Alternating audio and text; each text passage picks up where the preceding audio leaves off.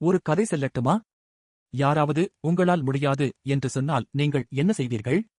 ஒரு நாள் தவளைகள் எல்லாம் சேர்ந்து ஒரு போட்டி வைத்தன. ஒரு மிக உயரமான கோபுரத்தின் உச்சியை முதலில் அடையும் தவளைதான் வெற்றியாளர். போட்டி தொடங்கியதும் கீழே இருந்த கூட்டம் இது முடியாது, கோபுரம் ரொம்ப உயரம் என்று எதிர்மறையாக கத்திக்கொண்டே இருந்தது. அந்த வார்த்தைகளை கேட்டு பல தவளைகள் சோர்ந்து கீழே விழுந்தன. ஆனால் ஒரு தவளை மட்டும் விடாமல் மெதுவாக மேலே ஏறிக்கொண்டே இருந்தது.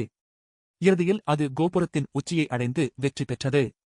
மற்ற தவளைகள் ஆச்சரியப்பட்டு உன்னால் மட்டும் எப்படி முடிந்தது? அப்போதுதான் உண்மை தெரிய வந்தது. அந்த தவளை செவிட்டுத் தவளை.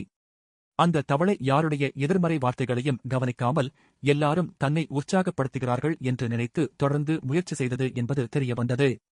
உங்களால் முடியாது என்று சொல்லும் குரல்களுக்கு செவிடாக இருங்கள். உங்கள் நம்பிக்கைதான் உங்களை வெற்றியாளராக மாற்றும். நீங்கள் நம்பினால் நீங்கள் முடிப்பீர்கள்.